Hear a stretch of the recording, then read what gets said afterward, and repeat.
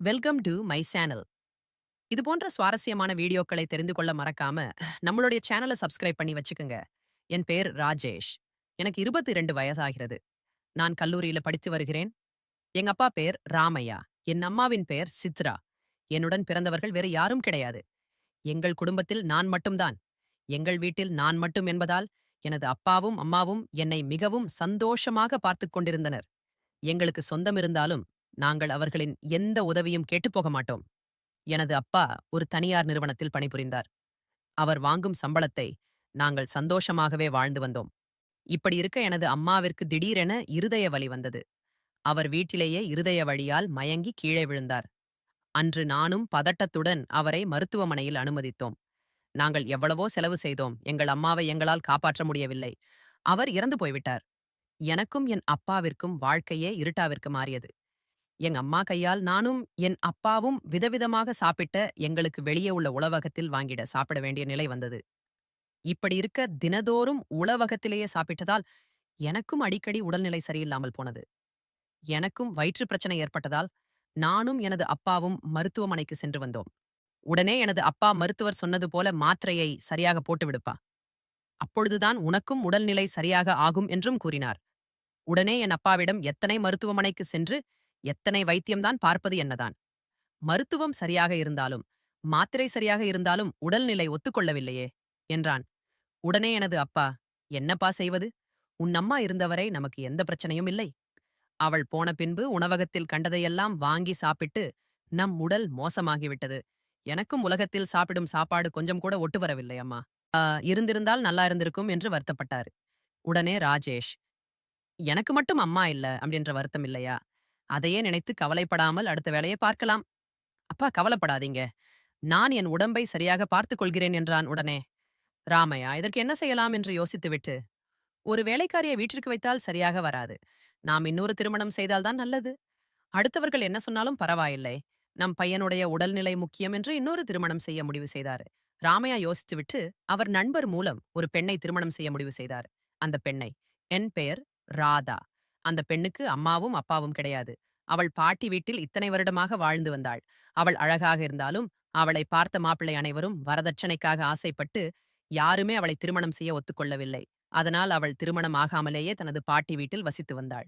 இப்படி இருக்க அவனுக்கு வயது 30 கடந்தது.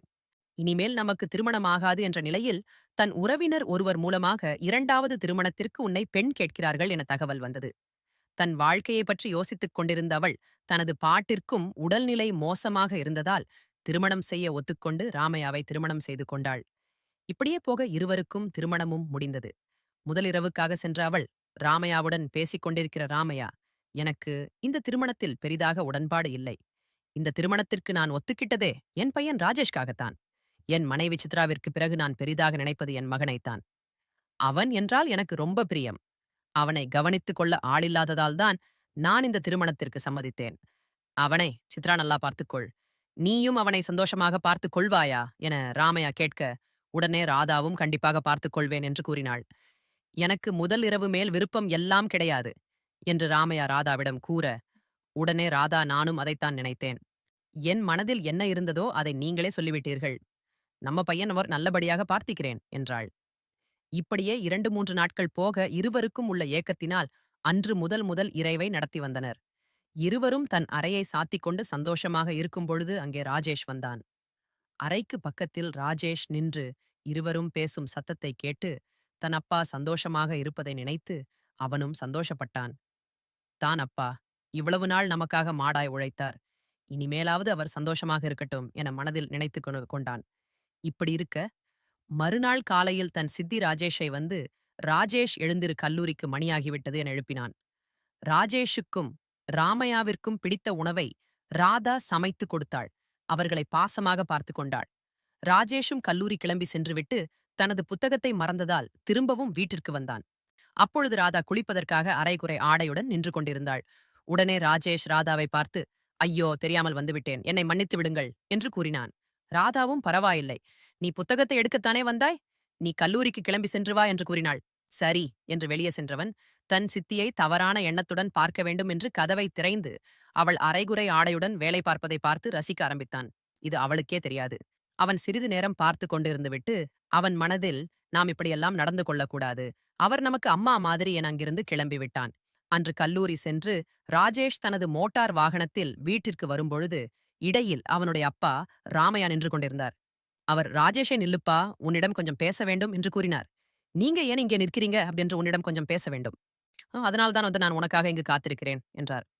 "சொல்லுங்கப்பா, உடல்நிலை ஏதும் சரியில்லையா என்று கேட்க, அதெல்லாம் ஒண்ணுமில்லப்பா. உன்கிட்ட சொல்லாம நான் எதுவும் செஞ்சது இல்லை. நான் திருமணம் செய்து கொண்டதைப் பற்றி நீ ஏதும் தவறாக நினைத்துக் கொண்டாயா? நீ உடல்நிலை சரியில்லாமல் கஷ்டப்படுவது என்னால் தாங்க முடியவில்லை. என் மகன் ஒரு நல்ல சாப்பாடு கூட சாப்பிட முடியவில்லை என்ற வருத்தம் என் மனதில் இருந்தது. அதனால்தான் நான் 2வது திருமணம் செய்து கொண்டேன். இதை நினைத்து உனக்கு ஏதும் வருத்தம் உண்டா?" அப்போது ராஜேஷ், "அப்படியெல்லாம் ஒன்றும் கிடையாது. இப்பதான் நான் நல்லா இருக்கேன். எனக்கு உடல்நிலையெல்லாம் சரியாகிவிட்டது. எல்லாம் நீங்கள் திருமணம் செய்ததால் தான் எனக்கு நடந்தது. எனக்கு ஒரு வருத்தமும் கிடையாது. நீங்கள் சந்தோஷமாக இருங்கள் அப்பா" என்று சொன்னான். "சரிப்பா, இப்போதுதான் எனக்கு நிம்மதியாயிருக்கு. சரி, நீ வீட்டுக்குப் போ. நான் வருகிறேன்" என்று கூறினார். உடனே, "அப்பா, நீங்கள் வாருங்கள். நாம் இருவரும் வாகனத்தில் ஒன்றாக சென்று விடுவோம்" என்று ராஜேஷ் கூப்பிட, உடனே ராமையா, "எனக்கு இங்கு ஒரு வேலை உள்ளது. நீ வீட்டிற்கு பார்த்துச் செல்" என்று கூறினார். அடுத்த நாள் காலையில் ராஜேஷ் மாடியின் மேல் நின்று உடற்பயிற்சி செய்து கொண்டிருந்தான். உடனே ராதா மாடியின் மேல் சுத்தம் செய்வதற்காக அங்கு வந்தாள். உடனே ராதா, "நீ உடற்பயிற்சி எல்லாம் செய்வாயா? எனக்கே, நான் இப்ப எப்பொழுதுமே உடற்பயிற்சி செய்வாயா?" என்று கேட்டேன். "சில நாட்கள் உடல்நிலை சரியில்லாததால் செய்ய முடியவில்லை" என்று கூறினான். உடனே ராதாவும், "சரி, நீ உடற்பயிற்சி செய்யும்போது என்னையும் அழைத்து சொல்லிக் கொடு" என்று கூறினாள். உடனே ராஜேஷ், "அதுக்கு இப்படியெல்லாம் வரக்கூடாது. மிகவும் இறுக்கமான உடையை தான் போட்டுக்கொள்ள வேண்டும்" என்று கூறினான். "சரி இரு, நான் சென்று அந்த உடையை அணிந்து வருகிறேன்" என்று சென்று விட்டாள். இவனும் தன் சித்திக்கு உடற்பயிற்சியை சொல்லிக் கொடுப்பது போல அவளை தவறாக தொட்டுக் கொண்டிருந்தான். அது அவளுக்கும் தெரியும். ஆனால் அவள் எதையுமே கண்டு கொள்ளாதது போல் இருந்து விட்டாள். இப்படியே போக இரவு ராமையா வீட்டிற்கு வந்தான். அப்பொழுது ராதா தனது அறையில் அமர்ந்திருந்தாள். உடனே ராமையா ராதாவிடம், "இன்று நான் ரொம்ப சந்தோஷமாக இருக்கிறேன்" என்று கூறினான். ராதாவும், "உடனே நானும் தான்" என்று கூறினாள். "ராமையா அலுவலகத்தில் இன்று வேலை அதிகமாக இருந்தது. அதனால் கொஞ்சம் மத்து அருந்திவிட்டு வந்தேன்" என்று கூறினார். உடனே ராதா, "சரி, உங்களுடைய அலுவலக வேலையை மட்டும் பார்க்காமல் என்னையும் கொஞ்சம் பார்த்துக் கொள்ளுங்கள்" என்றாள். ராதாவும் ஆசையாய் ராமையாவை கட்டிப்பிடிக்க, அவன் மது போதையில் இருந்ததால், "வேண்டாமா, எனக்கு ரொம்ப களைப்பாயிருக்கு, நான் தூங்குகிறேன்" என்று சொல்லிவிட்டு படுத்துவிட்டான். ராதாவின் ஆசையும் கலைந்தது. இதை நினைத்து அவள் வெறுப்பானாள்.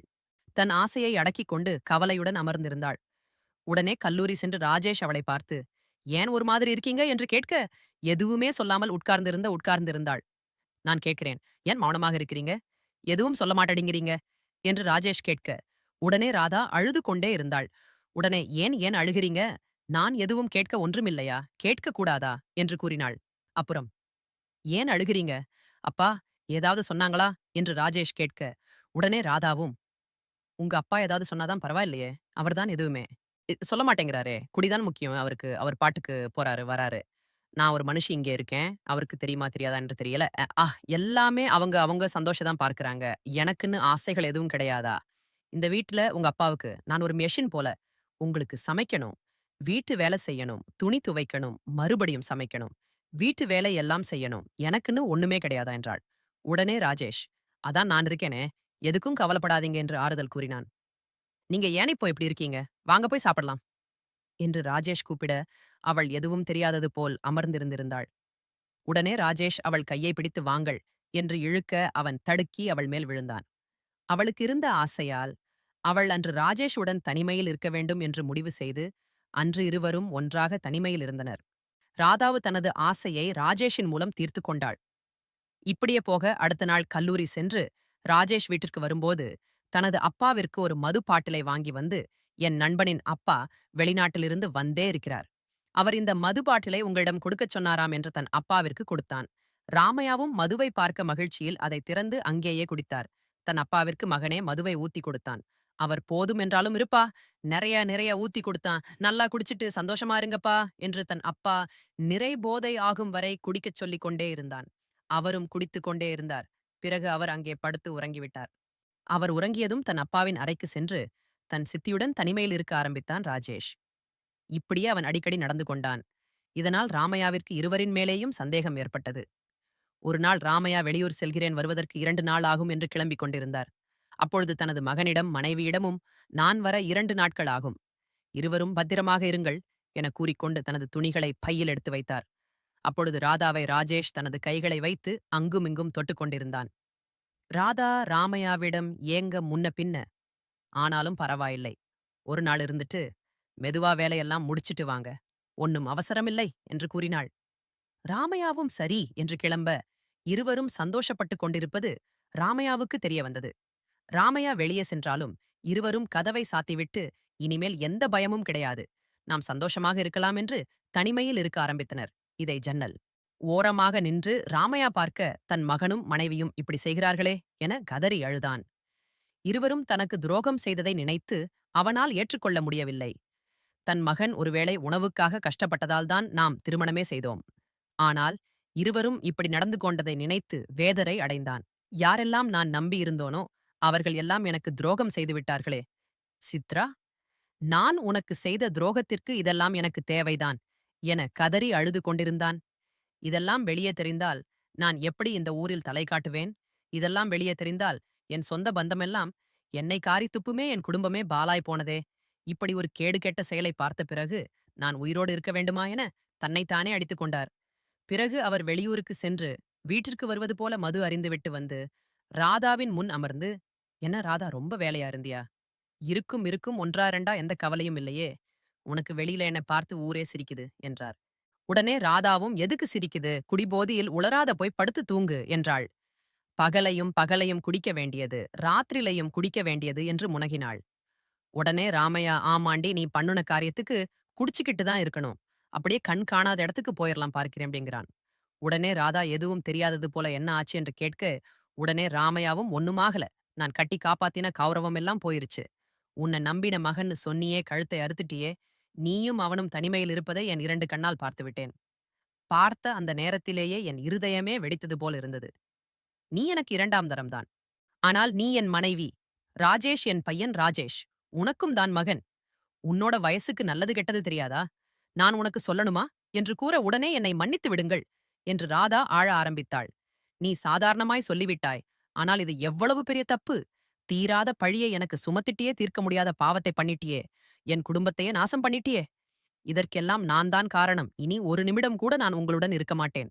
இதற்கு என்னுடைய மரணம்தான் சரியான தீர்வாக இருக்கும் என்று கூட என்னை மன்னிச்சிடுங்க. இது தப்புதான் என்று ராதா கூறினாள். மன்னிக்கக்கூடிய விஷயமா நீ பண்ணியிருக்க என்று அவளை 2 அறை விட்டு அங்கிருந்து கிளம்பிவிட்டார்.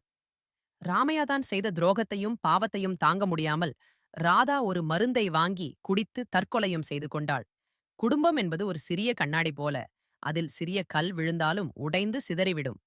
அதே போலதான் இந்த குடும்பமும் சிதறிவிட சிதறி போனது. இந்த வீடியோ பிடிச்சிருந்துச்சு அப்படின்னா மறக்காம நம்மளுடைய சேனலை சப்ஸ்கிரைப் பண்ணிக்கங்க. உங்களுடைய கருத்துக்கள் எதுவாயினும் கீழே இருக்கிற கமெண்ட் செக்ஷன்ல கண்டிப்பா சொல்லுங்க. தேங்க்ஸ் ஃபார் வாட்சிங்.